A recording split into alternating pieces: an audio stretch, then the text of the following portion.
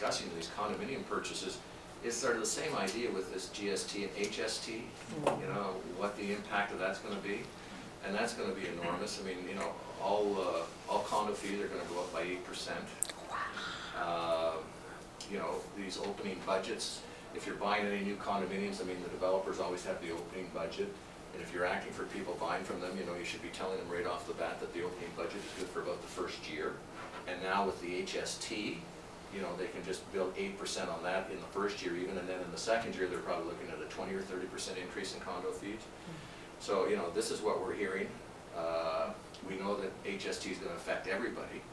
I think it's going to be very poor for your business, you know, very poor for our business. I mean, we were quoted some deal today on a new home in 2011. It was closing down in Milton. Well, you know, we've got to start taking in, well, gee, there'll be HST then, you know, that's going to add 8% to all our fees. It's going to, you know, when I pay a GST on your commission, I'm paying $800 or $900 sometimes. Well, it's going to be $2,000. You know, so, and clients inevitably, it's amazing how many clients complain to me about having to pay GST on the real estate commission. You know, they say, well, my agent never told me, and I can understand why you probably didn't. You know, it's a service, why should you? But this is what we always hear is, well, my agent never told me that I'd have to pay GST on this. Well, it's a service, you have to pay it. But, you know, we get a lot of complaints, so you can just imagine when it more than doubles, you know, how they're going to be feeling. So that's going to be something else that we're all going to have to deal with and be made aware of. But it also affects, and you know, on new homes, if you're acting for people buying from new homes.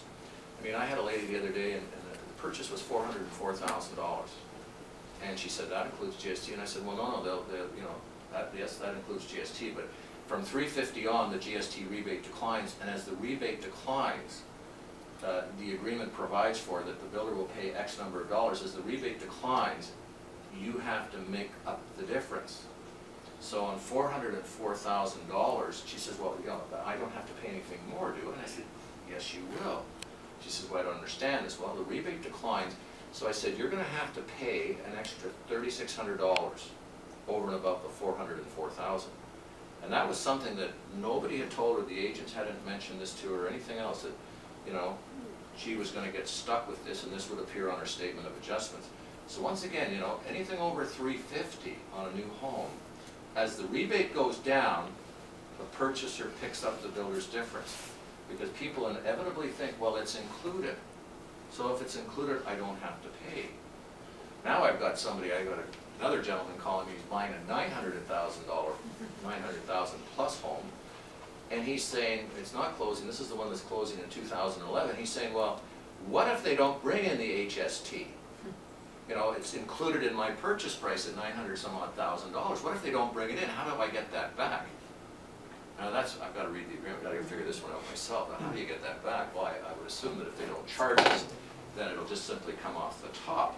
Otherwise it's a nice bonus for the builders. But I said, I don't think the government's going to go back on this. I mean, the government is going to, there's going to be HST, I'm almost certain. This gentleman was of the feeling that somehow they were going to, you know, the heavens were going to open up and the word would come down from on high that, you know, there's not going to be an HST. But I think they're going to have the HST. But there's a situation, you know, and people that have bought properties now. I mean, we had a client buying in 44 Park Street, 44, the new condo development there. $1 million penthouse. HST, now that won't be built for 3 or 4 years. Well, the HST is going to be $80,000 more. Because anything over, the government's saying, well, maybe under $400,000 we'll give you a holiday on that. But anything over that, you're going to be paying the HST. Well, that's 8% on the sale price. You got $1 million penthouse condominium, you know, your price just went up by $80,000. So these are all things that, you know, you want to make your clients aware of if you're in these situations. And once again, knowledge is power. You know, they'll be impressed that you're making them aware of these potential problems and these added costs. And of course, the biggest problem is when these prices go up, people think, I mean, we've got one now where they've increased the development charges down in Milton. And the client says, well, I don't have an extra $5,000. I mean, I bought this house, I was tight. Where do I get this extra $5,000 that I have to put in? So, you know, there's a question that they'll have to figure out. Obviously, we don't have an answer to that. But these are all things that, you know, we always have to be conscious of. And if somebody's, you know, Gentleman last night, well, he didn't read his agreement. So, you know, it's the agent's fault. Because he has to take occupancy. He has, you know, it's a condominium. And, you know, he brings his father in and he's complaining because the agent never told him that, you know, he said that the closing date, the occupancy date, we're supposed to close tomorrow. And I'll own the property tomorrow. I don't want it if I don't own it. I don't want to occupy it if I don't own it. The agent never told me this. You know, and it's everybody else's fault but his. Well, all they had to do is read the agreement.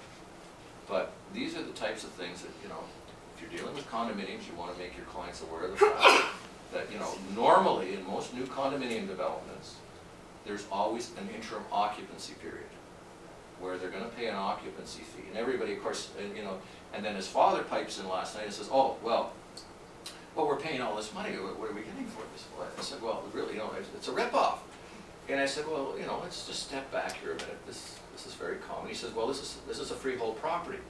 And of course, it is a freehold townhouse that he was buying, but it's on a condominium plan because it's a pothole. Do you know what a pothole is? Pothole is a parcel of tied land. Little tip there for you. Pothole. So the next time you're talking to somebody, oh, is that a pothole? They'll be very surprised and impressed, I'm sure.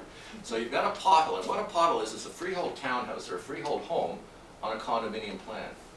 And so the condominium fees are very low. It's just to cover the roads and streets, and a lot of new developments are done this way.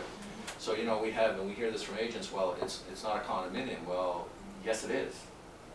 So, you know, he can occupy, he owns the property, but before they register the condominium, we can't get title to the property. So he needs an occupancy. Well, you know, he's under the impression, well, he's getting ripped off here because he's paying this. And I said, well, wait a minute now, let's look at this.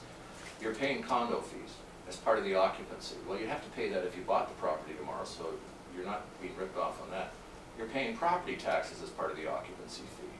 Well, you'd have to pay that too. And once you occupy it, if we bought it tomorrow for you, you'd be paying your property tax. So there's no rip off there.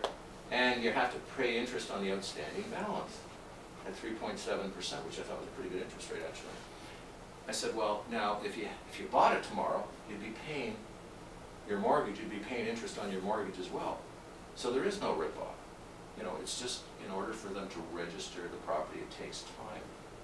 But this is something that you want to be advising all your clients on if you're buying condominiums and they're brand new, that, you know, there probably is going to be an occupancy period, and they would be paying an occupancy fee, which is, you know, they see it as rent, and in a way it is rent. It's an occupancy fee, so you can call it rent. But, you know, the costs are basically the same as what they'd be paying if they were owning it. Then you always have the person say, yeah, but it's not going towards the equity. And then you have to say, well, of course, on a mortgage, in the first years, you know, the amount of equity you're putting down is next to nothing. You know, because everybody's afraid of losing the equity. And of course, as we know, even after 5 years, they paid next to nothing off of that mortgage because the interest is all loaded up front. So on a monthly payment, they might be paying, you know, like on $100 or $200 or $500 payment, they might be paying $2 or $3, you know, a couple of Tim Hortons coffees maybe. So these are things that you have to bring to their attention, that they're really not getting ripped off, and that's how it works. But those are all things, problems. These are all problems, and what I'm reciting to you is things we see on a daily basis that get people upset, where there's a lack of understanding, and, you know, they always blame the agent. Well,